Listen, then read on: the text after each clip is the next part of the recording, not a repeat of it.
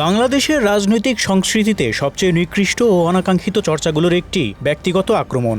রাজনৈতিক বিতর্ক, মতের অমিল কিংবা নীতি নির্ধারণী সমালোচনার জায়গা যখন সংকুচিত হয়ে পড়ে, তখনই ব্যক্তিগত জীবন, পারিবারিক সম্পর্ক এবং গোপনীয়তাকে টেনে এনে রাজনীতিকে নোংরা করার প্রবণতাটি বাড়তে থাকে। দুঃখজনক হলেও সত্য, গত কয়েক দশক ধরে এই প্রবণতার সর্বোচ্চ উত্থান দেখা গেছে বাংলাদেশের রাজনীতিতে, বিশেষ করে বিগত আওয়ামী লীগ সরকারের সময়। শেখ হাসিনা প্রায় প্রতিটি জনসভা ও সংবাদ সম্মেলনে রাজনৈতিক প্রতিদ্বন্দ্বী খালেদা জিয়াকে নিয়ে ব্যক্তিগত মন্তব্য করতেন। তিনি কি খান, কি পরেন, কোথায় কেনাকাটা করেন, কখন ঘুমোতে যান, কখন ওঠেন, এমনকি কেন রাতে জেগে থাকেন, এসব বিষয়েও রাজনৈতিক মঞ্চে এনে ব্যঙ্গ, বিদ্রূপ এবং অপমানের উপাদান বানানো হয়েছিল। একজন নারী নেত্রী হিসেবে খালেদা জিয়ার ব্যক্তিগত মর্যাদা ছিল তখন প্রায় প্রতিদিনের রাজনৈতিক আগ্রাসনের লক্ষ্যবস্তু। খালেদা জিয়াকে 8 পাস, চোরের মা, এতিমের টাকা মেরে খাওয়া, এমন অবমাননাকর নানা আখ্যায় নিয়মিত আঘাত করতেন শেখ হাসিনা। কখনো তার রূপ, চলন কিংবা অতীতকে ঘিরে কল্পিত গল্প বানিয়ে রসিকতা করা হয়েছে। এমনকি একজন মায়ের বয়সী নারীর বেডসাইড টেবিল থেকে পর্নোগ্রাফি ম্যাগাজিন উদ্ধার করার নাটক সাজানো হয়েছিল, যা পরে ব্যাপক সমালোচনার জন্ম দেয়। রাজনৈতিক প্রতিপক্ষকে কোণঠাসা করতে সম্পূর্ণ ব্যক্তিগত এবং টেলিফোন আলাপ ফাঁস করে দেওয়া হয়েছিল তৎকালীন তথ্যমন্ত্রী ইনুর মাধ্যমে। ভাবা হয়েছিল এতে খালেদা জিয়া জনমনে বিব্রত হবেন, কিন্তু ফল হয়েছিল উল্টো। সরকারি তীব্র সমালোচনার মুখে পড়ে। এ ঘটনা বাংলাদেশের রাজনীতিতে ব্যক্তিগত গোপনীয়তা ভাঙার এক নজিরবিহীন দৃষ্টান্ত হয়ে রয়েছে।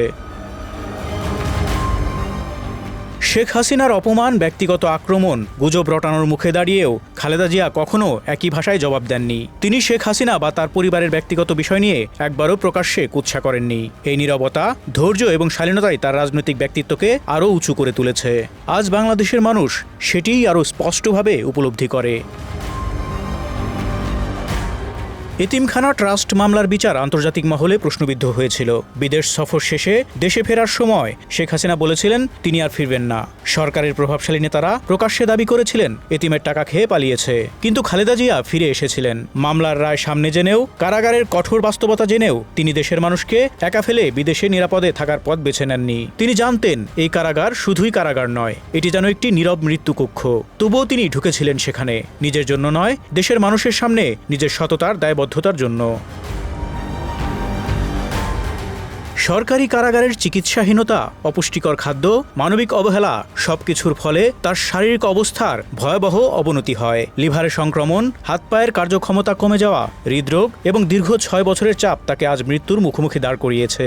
যদি সেই অমানবিক কারাবাস না হতো, আজ তিনি এ অবস্থায় থাকতেন না। এটি শুধু তার অসুস্থতা নয়, এটি তার রাজনৈতিক কোরবানি।